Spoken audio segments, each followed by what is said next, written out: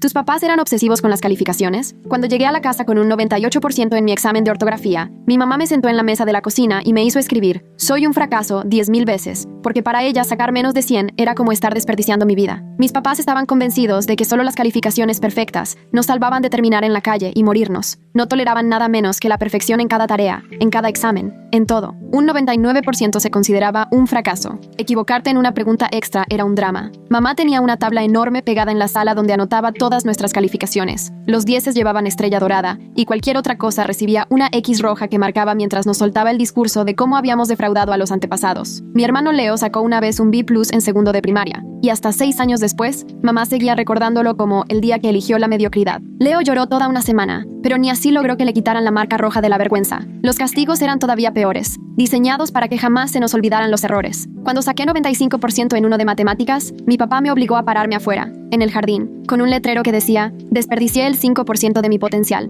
mientras los vecinos pasaban. Fueron 4 horas bajo el sol de julio, sin bajar el letrero ni para limpiarme el sudor de los ojos. Una vecina me preguntó si necesitaba ayuda y tuve que fingir una sonrisa y decir que no. Así era como aprendíamos. Mi hermana Kaya acabó con un tic nervioso de tanta presión. Se le movía el ojo cada vez que hacía un examen, lo que la hacía equivocarse más. El día que sacó su primer A, en quinto de primaria, mamá la rapó en el baño mientras le decía que el cabello era para los niños exitosos. Kaya usó gorras durante meses, pero en los eventos escolares mamá se las quitaba para que todos vieran lo que les pasaba a los niños que sacaban A. Lo peor era cuando nos saboteaban para ver si de verdad estábamos comprometidos. Papá me escondía los libros la noche antes del examen para ver si había estudiado lo suficiente. Mamá nos cambiaba las alarmas para que llegáramos tarde, porque según ella, un estudiante de 10 debe rendir bajo cualquier circunstancia. Una vez cambiaron todas las fechas de entrega en nuestras agendas, y luego nos castigaron por entregar tarde. Decían que la vida también te pone trampas y que teníamos que estar preparados. Cuando Leo tenía 12 años y sacó 96% en ciencias por un error de cálculo, papá lo llevó a un albergue del centro y lo obligó a pasar la noche ahí. Este es tu futuro si sigues sacando esas calificaciones, le soltó,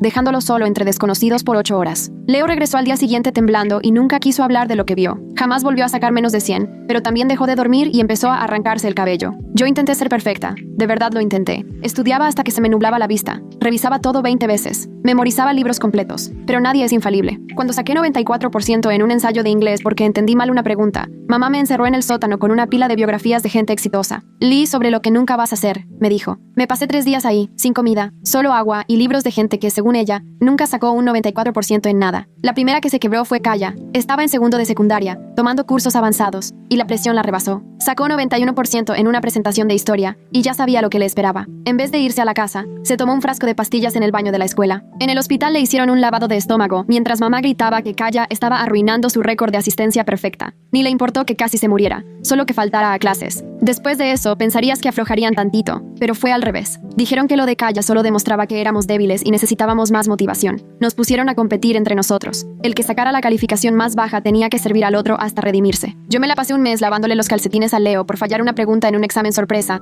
donde él sacó todo bien. El punto de quiebre llegó en el penúltimo año de prepa. Llevaba 2 años con puros 10, muerta de miedo de fallar, pero también llevaba 7 materias avanzadas. Hacía 3 deportes porque según ellos era necesario para la universidad, y dormía tal vez 3 horas por noche. Cuando me devolvieron el examen de cálculo con 93%, sentí que algo dentro de mí se rompía, pero no como Kaya que explotó, sino así, calladito por dentro. Ya sabía lo que seguía. Papá me iba a hacer quemar mis cosas porque ya no las merecía, y mamá iba a inventar alguna tortura nueva para que no volviera a desperdiciar el 7% de mi potencial. Seguro me iban a poner a escuchar cómo felicitaban a Leo y a Kaya por sus 10, explicando que ahora yo era la vergüenza de la familia. Pero cuando llegué a la casa, estaban extrañamente callados. Mamá agarró el examen y lo revisó con calma, papá detrás de ella, los dos sin decir nada. Luego mamá me miró con una cara que nunca le había visto. Nos hemos estado preparando para este día, dijo en voz baja. El día en que uno de ustedes demostrara que en realidad no es nuestro hijo. Papá sacó una carpeta llena de papeles. Supuestamente eran pruebas de ADN que se habían hecho años antes. Siempre sospechamos que no eras nuestro, soltó. Yo estaba ahí, temblando con el examen en la mano. Papá abrió la carpeta y la puso en la mesa de la cocina entre nosotros. Las hojas tenían sellos y nombres de un laboratorio que jamás había escuchado. Todo estaba lleno de números, columnas, porcentajes. No podía enfocar nada porque sentía el cuerpo vibrando. Mamá empezó a hablar con esa voz calmada, diciendo que lo habían sospechado por años, que los hijos verdaderos de su familia no desperdician su potencial como yo,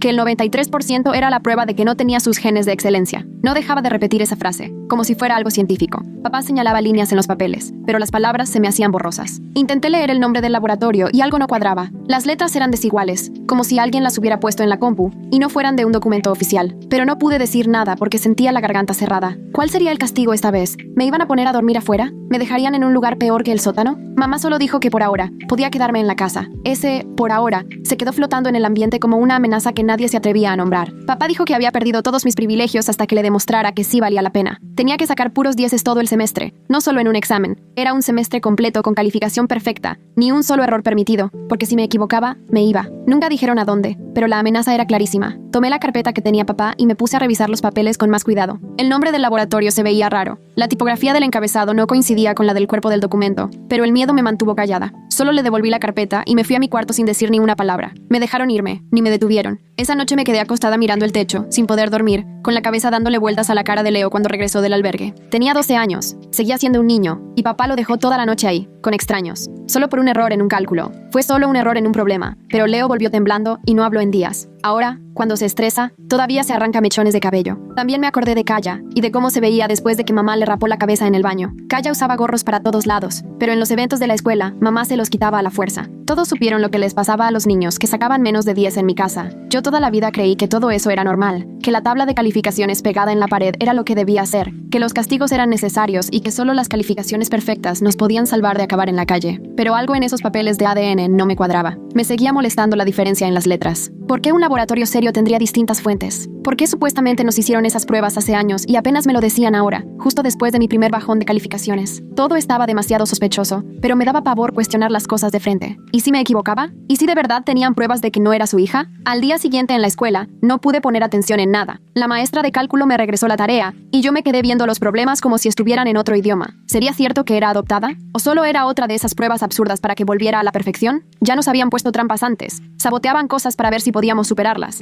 Tal vez esto solo era una versión más extrema. La maestra de cálculo notó que estaba ida, y se acercó bajito a preguntarme si todo estaba bien en mi casa. Sentí un nudo en el estómago, pero contesté que sí, como autómata, porque era lo que nos enseñaron a decir. Siempre sí, todo bien, lo de siempre con los papás. Me miró un rato, como si no me creyera, pero luego siguió con otro alumno. El resto de la clase me la pasé preguntándome si debía haber dicho otra cosa. En el recreo dije que iba al baño, pero me fui directo a la biblioteca, porque ahí casi nadie usa el baño y siempre está solo. Me encerré en un cubículo, saqué el celular, y aprovechando que esa mañana había escondido la carpeta de ADN en mi mochila cuando nadie me veía, empecé a tomarle fotos a cada hoja. Me temblaban tanto las manos que varias fotos me salieron movidas, y tuve que repetirlas. Le tomé foto al membrete del laboratorio, a las columnas, a la firma, a todo. Ahí mismo abrí una cuenta de correo nueva desde mi celular, con una contraseña que mis papás jamás adivinarían, y subí todas las fotos. No debió tomarme más de 15 minutos, pero sentí que fue una eternidad. Cada ruido en el pasillo me hacía brincar, pensando que alguien podría entrar o que mis papás, de alguna manera, iban a descubrirme. Cuando terminé, borré las fotos del celular, limpié el historial y revisé varias veces que no quedara ni rastro. Guardé la carpeta en la mochila y me fui a la siguiente clase. Después de la comida tenía hora libre, así que me fui al laboratorio de cómputo de la biblioteca y entré a mi correo secreto. Ahí empecé a buscar información sobre pruebas de ADN. Resulta que hay de varios tipos, de paternidad, de maternidad, entre hermanos, hasta perfiles genéticos completos. Ni idea de cuál me habrían hecho mis papás, porque los papeles no decían nada claro. Luego busqué el nombre del laboratorio del membrete en internet, revisé directorios y nada. La dirección web que venía en el papel no coincidía con ninguna empresa real. Me empezó a doler el estómago, una mezcla de esperanza de que los papeles fueran falsos y miedo de lo que eso significaría si sí lo eran. ¿Por qué mis papás inventarían una prueba de ADN? ¿Qué clase de padres hacen algo así? Al salir de la escuela caminé a casa lo más despacio que pude, sintiendo que cada paso me pesaba más. ¿Qué iba a encontrar al llegar? Entré y vi a mamá en la sala, parada junto a la tabla de calificaciones en la pared. Ya no había ni una estrella dorada. Todas las que gané en años de sacar puro 10 desaparecieron. En su lugar, debajo de mi nombre, había un signo de interrogación enorme hecho con plumón rojo. Mamá me miró y dijo que ese signo se quedaba hasta que yo probara que merecía ser parte de la familia, con una voz fría, casi sin emoción, y añadió que agradeciera que al menos me daban una oportunidad, porque la mayoría de las familias echaría a la calle a un hijo que no fuera suyo. Solo asentí y me fui a mi cuarto sin discutir ni llorar, como la hija obediente que sabe cuál es su lugar. Esa noche, Kaya me encontró afuera de mi cuarto. Se asomó para ver que nuestros papás no estuvieran cerca, y me susurró que no creía eso de que no era su hermana, que teníamos los mismos pulgares raros y flexibles, que podíamos doblarlos igual, y hasta el remolino en el cabello lo teníamos en el mismo lugar. Mientras hablaba, el ojo se le movía rapidísimo, el tic nervioso que tiene de tanto estrés. Me di cuenta de que tenía tanto miedo como yo, tal vez más. Si yo no era su hermana, entonces ¿qué pasaba con ella y con Leo? ¿Serían los siguientes? ¿Nuestros papás decidirían que ellos tampoco eran familias y cometían un error? Le dije a Kaya que se fuera a su cuarto antes de que nos cacharan hablando, y se fue rapidísimo. Más tarde esa noche, Leo me encontró cerca de las escaleras. Miró por todos lados, nervioso, y en voz bajita y temblorosa, me dijo que él creía que la prueba de ADN podía ser falsa. Todo su cuerpo temblaba mientras hablaba. Me contó que una vez vio a papá practicando la firma de mamá en hojas al azar, sentado en el escritorio, escribiendo su nombre una y otra vez, hasta que le saliera igual. Leo tendría unos 10 años cuando lo vio, pero en ese momento no entendió lo que significaba. Pero ahora me preguntaba si mi papá en realidad estaba practicando cómo falsificar firmas en papeles importantes, como si fuera a falsificar el resultado de una prueba de ADN. Leo no dejaba de voltear hacia las escaleras mientras hablaba, con un miedo que se le notaba, como si en cualquier momento alguien fuera a subir y cacharnos platicando. Le pregunté cuándo había visto a mi papá hacer eso,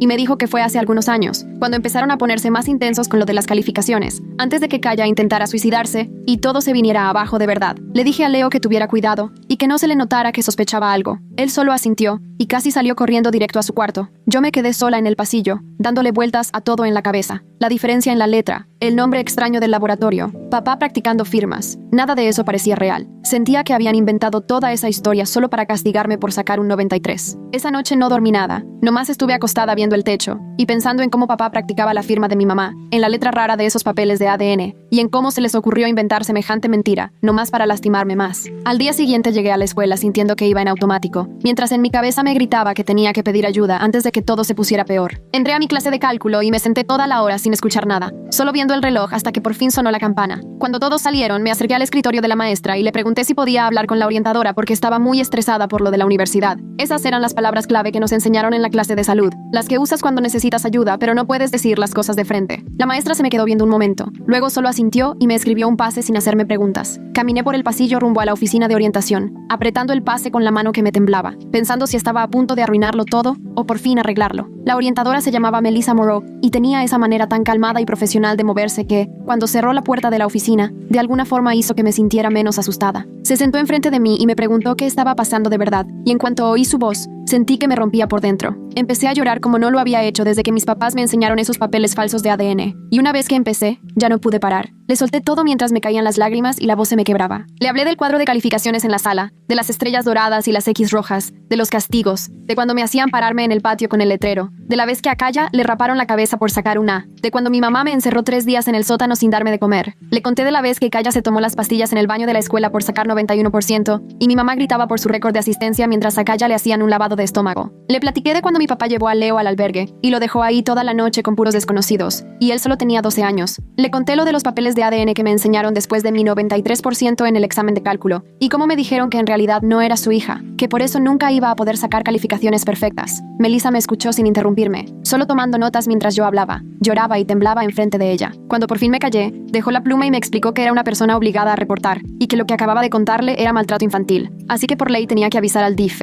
Sentí el terror subirme al pecho, porque me daba pánico que mis papás se enteraran de que yo había dicho algo. Melissa debió haber notado el miedo en mi cara, porque rápido me dijo que el DIF iba a investigar con mucho cuidado, y que había hecho bien en buscar ayuda. Me preguntó si tenía alguna prueba, y con las manos temblando, saqué mi celular para abrir mi correo secreto, y mostrarle las fotos de los papeles de ADN. Vi cómo le cambiaba la cara mientras los veía en la pantalla. Me dijo que algo del formato no se veía bien, pero que no era experta y mejor iba a consultar con alguien que supiera de pruebas genéticas. Salí de ahí con una mezcla extraña de alivio y miedo, como si por fin hubiera hecho algo por mí, pero al mismo tiempo hubiera detonado una bomba que se iba a venir contra mí después. 2 días después, Melissa me llamó otra vez a su oficina durante mi hora libre y me dijo que el DIF ya había llamado a mi casa para agendar una visita. Mi mamá contestó el teléfono y, según esto, dio una actuación tan convincente sobre lo maravillosa que era nuestra familia que detuvieron la investigación. Sentí cómo se me iba toda la esperanza mientras Melissa me explicaba esto, y yo temblaba, porque claro que mi mamá iba a sonar perfecta al teléfono. Tenía años perfeccionando cómo hacer que todos creyeran que éramos una familia ideal, aunque la realidad era otra. Melissa me sugirió que empezara a anotar todo con detalles, así que me compré una libreta pequeña que escondí en mi casillero de la escuela. Empecé a escribir cada castigo, cada amenaza, cada vez que sacaban el tema de la supuesta prueba de ADN para decirme que yo estaba defectuosa o que no era en serio su hija. Ponía las fechas, la hora y exactamente lo que decían, armando una línea del tiempo que, según Melissa, iba a ser una prueba mucho más fuerte que solo contar recuerdos al aire. En mi casa, mis papás inventaron nuevas reglas donde hasta para tener lo más básico tenía que sacar 100 en todo. Revisaban mi tarea con una lupa y la presión que antes sentía ahora parecía nada. Mi papá se ponía justo detrás de mí mientras hacía la tarea, marcando cada cosa con su pluma roja y diciéndome cómo cada error era prueba de que no era su hija de verdad. Se detenía en una coma fuera de lugar y decía que los verdaderos miembros de la familia sabrían cómo hacerlo bien. Veía un cálculo mal por un simple decimal y negaba con la cabeza, como si confirmara lo peor que pensaba de mí. Una vez, mientras cenábamos, Kaya me pasó una nota doblada por debajo de la mesa cuando nuestros papás estaban distraídos. La abrí en mis piernas y decía que quería ayudarme, pero no sabía cómo. Le contesté en el mismo papel que solo se cuidara y que mantuviera sus calificaciones perfectas, porque no quería que fueran a desquitarse con ella después. Se la regresé y vi cómo le temblaba el ojo más que nunca mientras la leía. Me sentí fatal por no haberla protegido cuando mi mamá le rapó la cabeza, por no haber hecho algo antes de que Kaya quedara tan dañada. Leo había vuelto a arrancarse el cabello y ya tenía unos parches bien notorios a los lados de la cabeza. Cuando mamá se dio cuenta en la cena, le gritó por hacer que la familia se viera mal y lo amenazó con raparlo si no dejaba de hacerlo. Leo se quedó sentado en la mesa, con las manos apretadas en el regazo, y yo veía cómo le costaba aguantarse las ganas de tocarse la cabeza. Apenas podía con el impulso y la verdad, yo no tenía idea de cómo ayudarlo sin que todo empeorara para los dos. En mi próxima cita con Melissa, usé mi celular para tomarle fotos al cuadro de calificaciones de la sala, donde todas las X rojas estaban marcadas con plumón y en donde antes estaban mis estrellas doradas. Ahora solo había un signo de interrogación enorme bajo mi nombre. Melissa me ayudó a agregar esas fotos a mi archivo de evidencias y revisamos juntas la cronología de los castigos, asegurándonos de que cada detalle estuviera bien registrado. Mientras repasábamos las fotos de los documentos de ADN, Melissa abrió la página oficial del laboratorio en su compu y comparamos los membretes. La fuente no coincidía para nada y el logotipo también era diferente. Todo indicaba que los papeles podían ser completamente falsos, justo como Leo sospechaba, desde que vio a papá practicando la firma de mamá hace años. En la siguiente sesión, Melissa me contó que conocía a alguien que podía revisar los papeles de ADN y decirnos si eran reales. Una consejera genética llamada Jean Cottle, que trabajaba en el hospital y a veces ayudaba en casos como el mío. Melissa le marcó desde su oficina y le explicó todo mientras yo estaba sentada en el sillón, sintiendo el estómago hecho nudos. Jean aceptó revisar los papeles sin cobrarnos al escuchar lo que habían hecho mis papás. Saqué mi teléfono y, con las manos temblando, entré a mi correo secreto para enviarle todas las fotos a la dirección que me dio Melissa. Cada vez que mandaba un archivo, sentía que de alguna forma mis papás se iban a enterar, como si les fuera a llegar una alerta, avisándoles que yo estaba juntando pruebas en su contra. Melissa me vio borrar los mensajes enviados y limpiar el historial. Me dijo que estaba siendo lista y cuidadosa. Esa semana, en la casa, me obligué a actuar como la hija asustada y obediente que esperaban. No era difícil fingir miedo porque en realidad lo sentía todo el tiempo, pero debajo de ese miedo empezó a encenderse algo nuevo, algo que nunca me había permitido sentir: coraje, un coraje real, porque sentirlo significaba que creía que merecía un trato mejor, cuando toda la vida me enseñaron que tenía que aceptar cualquier castigo. Me puse a estudiar para el examen de química hasta que me ardían los ojos y revisé cada respuesta como 5 veces. Cuando me devolvieron el examen con un 100% en rojo, lo llevé a la casa y lo puse en la mesa de la cocina sin decir nada. Mamá lo agarró y se quedó revisándolo un buen rato, como si buscara errores que nunca iba a encontrar. Luego fue a la sala y puso una sola estrellita dorada junto al signo de interrogación bajo mi nombre. Dijo que necesitaba juntar otras 49 calificaciones perfectas antes de siquiera pensar en llamarme su hija. Le di las gracias como si me estuviera haciendo un favor y no dándome una tarea imposible. 2 días después, estaba con Melissa en su oficina durante mi hora libre cuando sonó el teléfono de su escritorio. Contestó. Me volteó a ver y me dijo que era Jing. Puso la llamada en altavoz para que yo escuchara. La voz de Jing sonaba tranquila y profesional, mientras nos explicaba lo que encontró en los documentos de ADN. El nombre del laboratorio de la hoja membretada no estaba registrado en ningún lado. El formato del reporte no era el de un laboratorio real. Y lo más importante, el tipo de prueba que venía ahí ni siquiera tenía sentido con lo que decían mis papás que demostraba. Nos dijo que parecía que alguien había descargado una plantilla de internet y solo le puso datos inventados. Terminó diciendo, con voz suave, que lo sentía mucho, pero que sin duda esos documentos eran falsos. Me quedé sentada sintiendo una mezcla bien extraña de alivio y horror al mismo tiempo. Alivio porque probablemente no era adoptada y mis papás habían mentido sobre la prueba, y horror porque se tomaron la molestia de falsificar documentos legales solo para castigarme por sacar un 93% en un examen. ¿Qué clase de papás le hacen eso a su hija? Melissa le agradeció a Jing y colgó. Luego me explicó que ese nivel de manipulación mental, junto con los castigos físicos que yo había documentado, hacía que el caso tuviera mucho más peso para que el DIF interviniera. Dijo que fabricar pruebas de ADN falsas para torturar psicológicamente a una hija era un abuso muy grave que los jueces sí tomaban en serio. Esa misma semana saqué un 98% en un ensayo de inglés. Había entendido mal una pregunta sobre simbolismo y mi respuesta era buena, pero no lo que la maestra quería. Cuando llevé el ensayo a la casa, mamá me sentó en la mesa de la cocina con un cuaderno y una pluma, y me dijo que escribiera, casi soy digna 500 veces mientras ella me vigilaba. Empecé a escribir, y a las primeras 100 ya tenía la mano entumida. Mamá estaba sentada tomando café y leyendo una revista como si todo fuera lo más normal. A las 200, los dedos me ardían. A las 300, apenas podía sostener el lápiz. Cuando mamá se dio cuenta de que me temblaba la mano, me advirtió que más me valía escribir bien, o tendría que empezar otra vez. Me tardé como 3 horas en terminar, y, cuando por fin acabé, tenía la mano tan acalambrada que ni los dedos podía enderezar. Mamá tomó el cuaderno y contó una por una las líneas. Luego dijo que eso era generoso, comparado con lo que realmente merecía por seguir fallando en ser perfecta. La semana siguiente, Melissa me sacó del salón para avisarme que el investigador del DIF, un señor que se llamaba Lyle Mercado, había programado una visita a la casa. Iba a ir en 3 días para hablar con la familia. Yo tenía que comportarme normal durante la visita, pero también buscar la forma de decir la verdad si tenía oportunidad. Todo eso se sentía imposible. Mis papás eran expertos en mostrarle a todo el mundo una cara perfecta. Habían engañado a maestros, vecinos y doctores durante años. ¿Cómo iba a lograr que Lyle viera lo que realmente pasaba sin que mis papás se dieran cuenta y luego me castigaran? Melissa me apretó el hombro y me dijo que solo tenía que ser honesta si Lyle me preguntaba a solas, que él ya tenía experiencia y sabía qué buscar. Esa tarde busqué a Leo y a Kaya y los llevé al baño de la biblioteca, donde nadie nos podía oír. Les conté que el DIF iba a venir en 3 días. Les pedí casi suplicando que si les tocaba hablar a solas con el investigador, fueran completamente honestos. A Leo se le fue el color del rostro y empezó a temblarle todo. Me dijo que no se atrevía a arriesgarse a que las cosas se pusieran peor. ¿Y si el DIF no nos cree y luego mis papás se enteran de que mentimos? ¿Qué nos van a hacer después? Yo entendía perfectamente su miedo, pero de verdad necesitaba apoyo.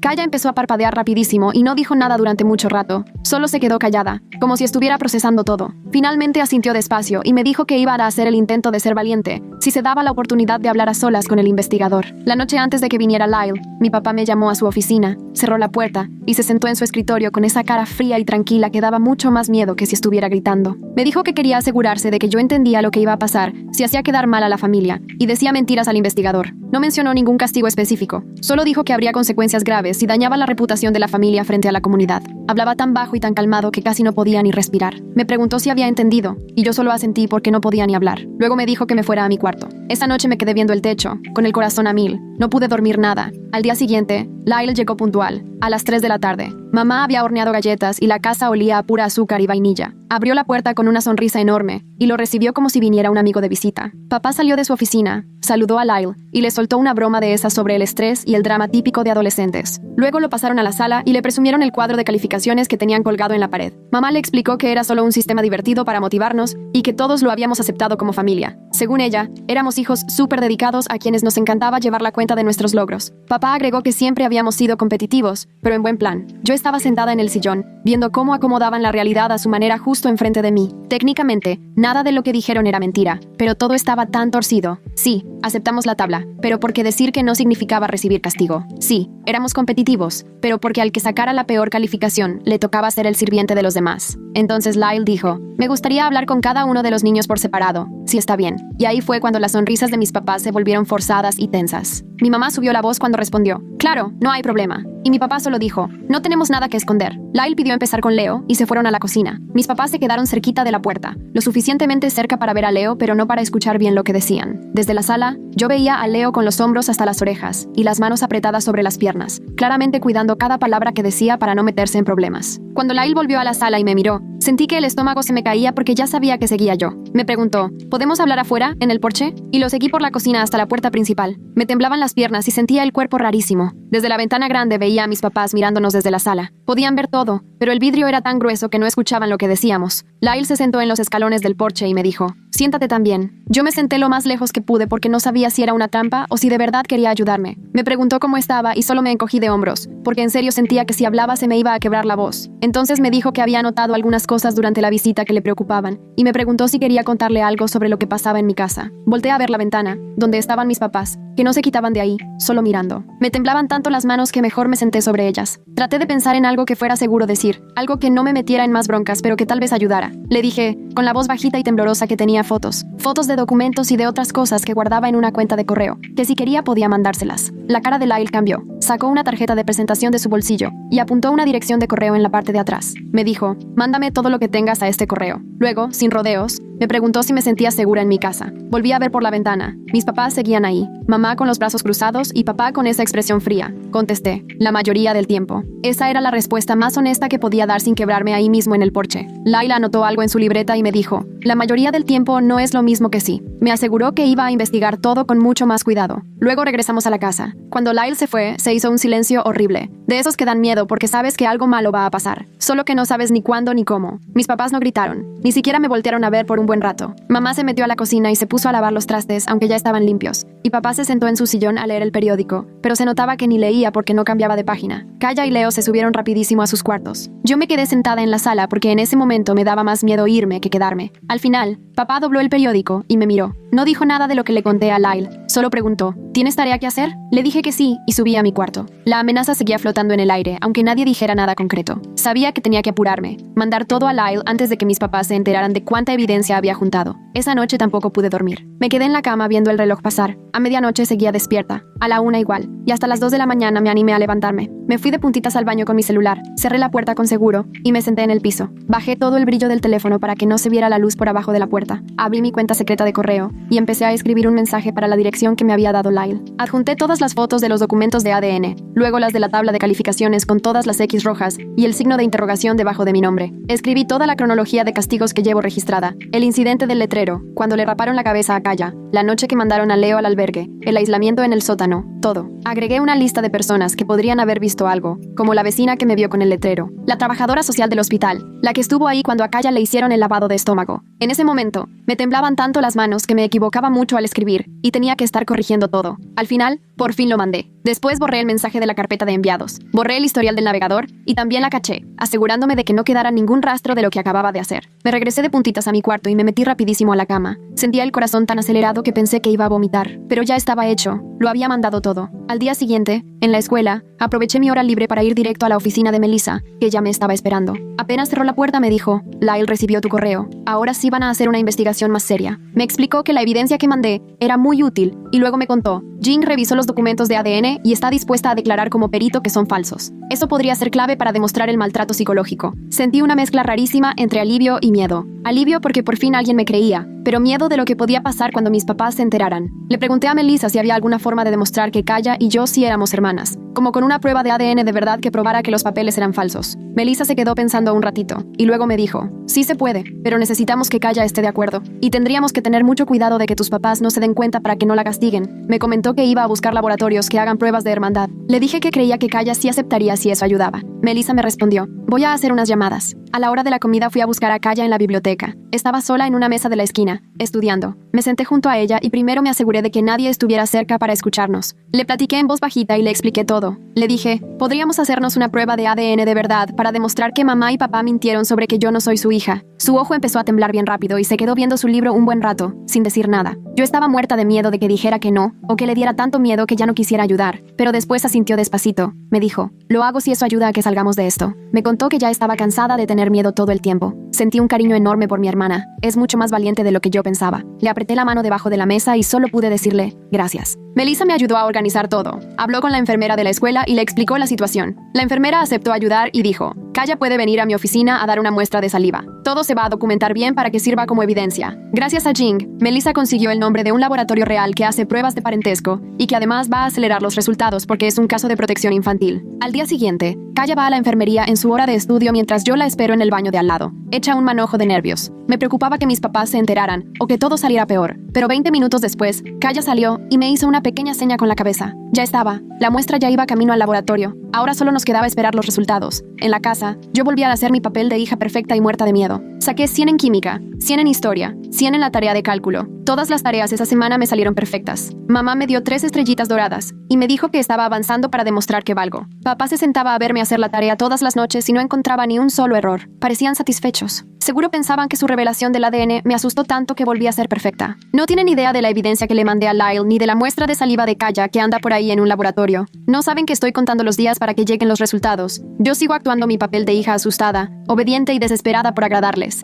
pero por dentro solo estoy esperando. Un día, Leo me encontró sola en el pasillo entre nuestros cuartos, y después de asegurarse de que mamá y papá no estaban cerca, me susurró que él también ha estado juntando pruebas. Lleva en su celular una lista de cada vez que mencionan la prueba de ADN, cada vez que nos amenazan con castigos, cada vez que nos ponen a competir entre nosotros. Dice que le da mucho miedo hablarle directamente al DIF. Todavía le aterra lo que puedan hacer si se enteran, pero quiere ayudar aunque sea desde las sombras. Me enseña la pantalla de su teléfono y la lista es larguísima. Fechas, horas, citas exactas. Sentí gratitud y tristeza al mismo tiempo. Gratitud porque está tratando de ayudar, y tristeza porque sigue tan asustado que apenas puede con su vida. Le pedí que guardara esa lista en un lugar seguro, donde mamá y papá no la encuentren si revisan su celular. Él asintió y se metió de nuevo a su cuarto. Yo fui al mío y agregué esa información a mi propia documentación. Leo está ayudando. Kaya está ayudando. Todos estamos haciendo equipo aunque estemos muertos de miedo. Tal vez eso sea suficiente. Pasaron 2 semanas eternas en las que todos los días revisaba el celular esperando noticias de la prueba de ADN. Seguía sacando puras calificaciones perfectas porque me daba pavor fallar mientras esperábamos. Mamá me daba más estrellitas doradas y parecía feliz de que su revelación del ADN me hubiera motivado. No tiene idea que estoy contando los días para que los resultados prueben que mintió. El martes, En mi hora libre, mi celular vibró con una llamada de Melissa. Corrí al baño más cercano y contesté en susurros.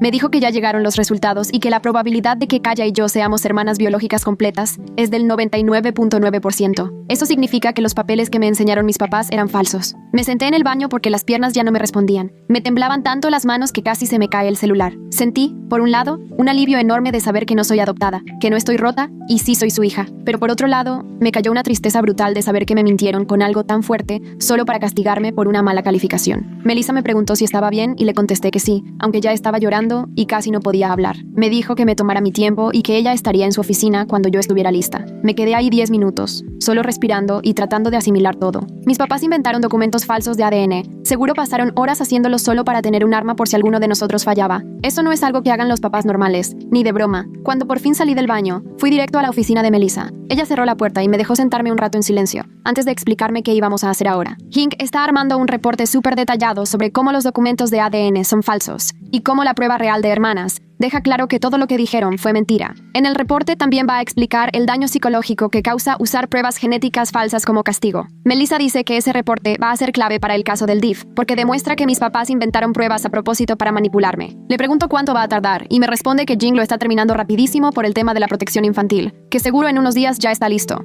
Así Lyle va a tener todo lo necesario para tomar medidas más fuertes. Yo me siento entre esperanza y terror. Esperanza de que esto realmente funcione, y terror de lo que pueda pasar si no. 3 días después, Melissa me cita de nuevo en su oficina y me avisa que Lyle quiere agendar otra reunión, pero esta vez va a ser en la escuela y con el director Dustin McDaniel presente. Me explica que si el director va a estar ahí, es porque las cosas ya se pusieron mucho más serias y oficiales. A mis papás les avisan que tienen que ir a una junta por preocupaciones académicas sobre mí, pero yo siento que se me va el alma al piso porque está clarísimo que es solo una excusa y que mis papás van a sospechar que algo raro pasa. Melissa me dice que la reunión es el próximo martes, así que tenemos 5 días para prepararnos. Me pregunta si creo que mis papás ya sospechan y le digo que sí, segurísimo. Cuando la escuela les llamó, la voz de mi mamá por teléfono sonaba durísima, como enojada. Me preguntó 3 veces si había hablado con alguien sobre cosas de la familia, y yo le dije que no, pero obvio se notó que no me creyó. Esa noche, mis papás me sientan en la mesa de la cocina. El cuadro de calificaciones está pegado en la pared detrás de ellos, con mi signo de interrogación todavía ahí bajo mi nombre. Mi papá me mira con esa cara fría que pone cuando está furioso. Me dice, con su voz más helada, que más me vale no haber andado contando mentiras de la familia, porque si dañé su reputación va a haber consecuencias graves. Mi mamá remata diciendo que la prueba de ADN demuestra que ni siquiera soy realmente su hija, que si me convierto en un problema, siempre pueden mandarme lejos. Lo dice tan tranquila, como si hablara del clima, pero la amenaza es clarísima. Yo me obligo a verme asustada y confundida y les prometo que no he dicho nada malo de ellos. Mi papá me clava la mirada, como si quisiera leerme la mente. Luego me advierte que más me vale portarme bien en la junta de la escuela, o me va a ir muy mal.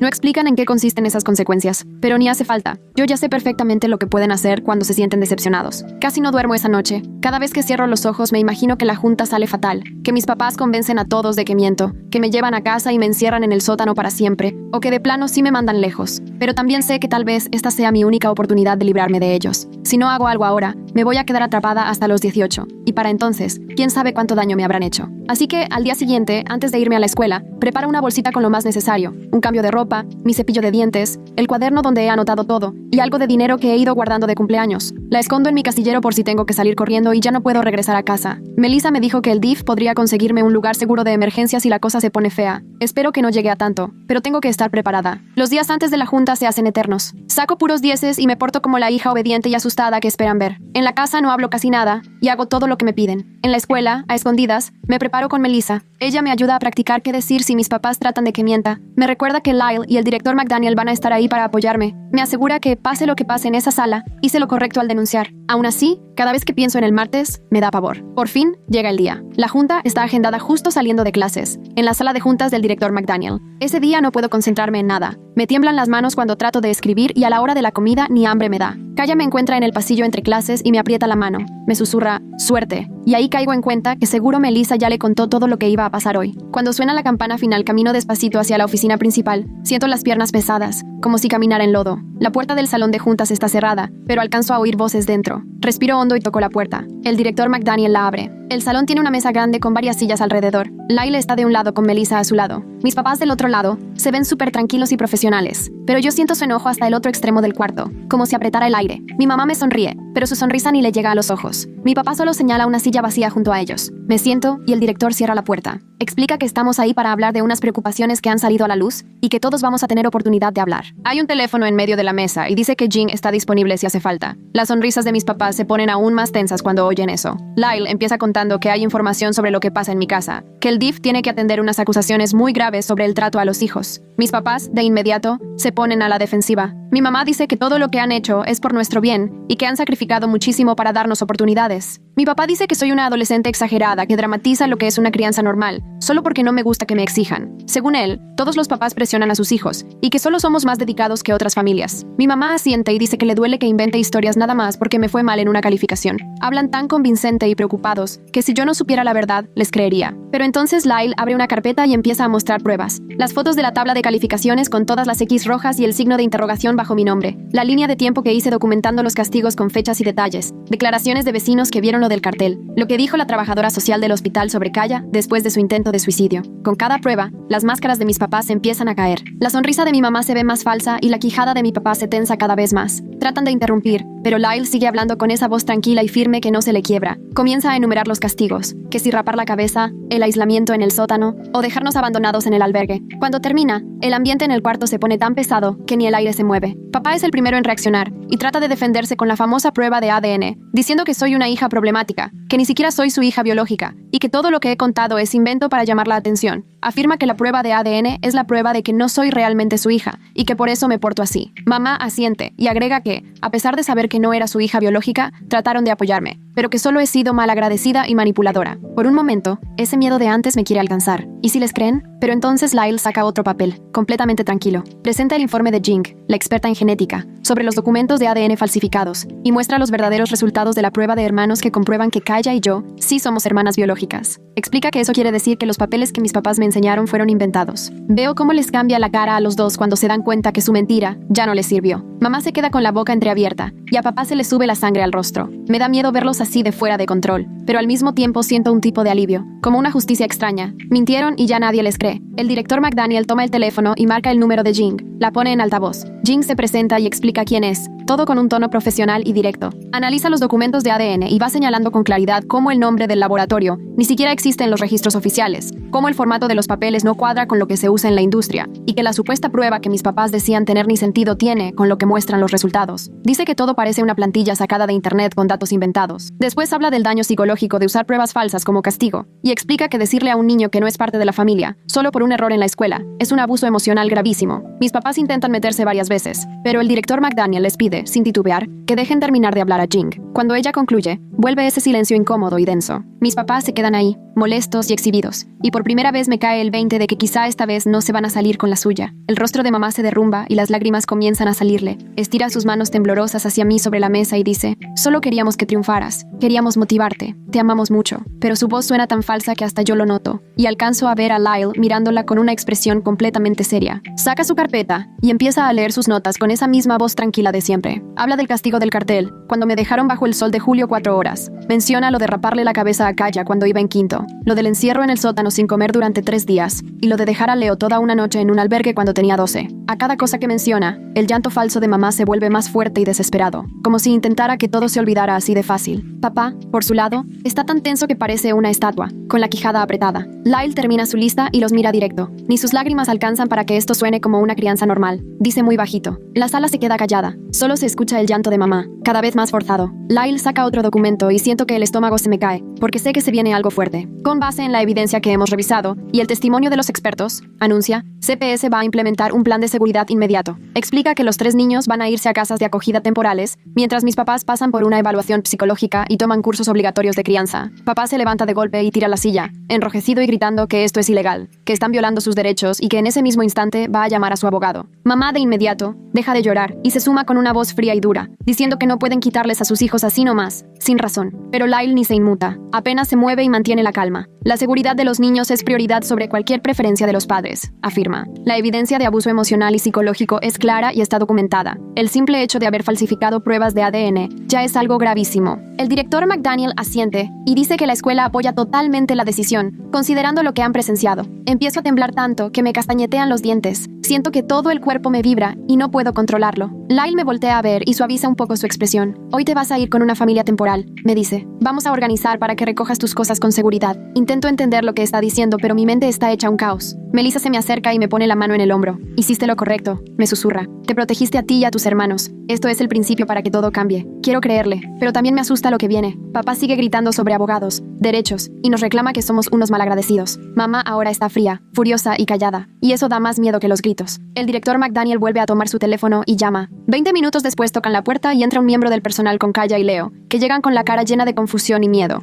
A Kaya le tiembla el ojo sin parar y Leo tiene las manos metidas en los bolsillos, seguro para evitar arrancarse el pelo. Lyle les indica que se sienten y les explica, con palabras sencillas, que van a ir a lugares seguros donde los van a cuidar. Veo cómo sus caras pasan de la confusión al miedo, y poco a poco, a un alivio tímido. A Leo se le llenan los ojos de lágrimas y le empiezan a escurrir sin hacer ruido. El ojo de Kaya tiembla más, pero ella también asiente despacito. ¿Entienden lo que les estoy diciendo?, les pregunta Lyle a los dos. Asienten otra vez, y Leo se limpia la cara con la manga. Kaya mete la mano por debajo de la mesa y me aprieta la mía tan fuerte que me duele. De pronto, mamá se pone de pie de golpe, y la silla chirría contra el piso. Exigimos hablar con nuestros hijos en privado, dice con esa voz helada y contenida. Lyle niega con la cabeza. De ahora en adelante, todo contacto será supervisado, responde muy serio. Eso es parte del plan de seguridad. Finalmente, la máscara de papá se rompe. Empieza a gritarnos que somos unos malagradecidos, que estamos destruyendo a la familia y tirando por la borda todo lo que construyeron. Nos asegura que nos vamos a arrepentir toda la vida. Nos llama débiles y dice que nunca vamos a sobrevivir allá afuera sin ellos. Mamá se suma y empiezan a enumerar todos los sacrificios que hicieron, como si les estuviéramos echando en cara todo lo que nos dieron. El director McDaniel se pone de pie y con voz firme les dice que tienen que salir del edificio o va a llamar a seguridad. Sus gritos solo confirman todo lo que hemos dicho de ustedes, agrega Lyle en voz baja. Por fin, mis papás se van hechos una furia, pero todavía alcanzo a oír a mi papá gritando en el pasillo algo de abogados y demandas. La sala de juntas se queda extrañamente en silencio cuando se van. Lyle hace unas llamadas mientras nosotros seguimos ahí, en shock. Melissa nos trae agua y unos pañuelos. Leo sigue llorando en silencio y Kaya no me suelta la mano. Al cabo de una hora llega una señora que se presenta como Fernanda Brooks. Tiene una mirada muy cálida y su voz es suave. Nos explica que tiene experiencia con chavos que vienen de escuelas súper exigentes. Hoy me voy a su casa. Para Kaya llega otra persona y para Leo alguien diferente. Nos abrazamos con todas nuestras fuerzas antes de separarnos. Kaya me susurra un «cuídate» y Leo solo me aprieta fuerte. Fernanda me lleva a su casa, que está en una colonia muy tranquila. La casa es chiquita,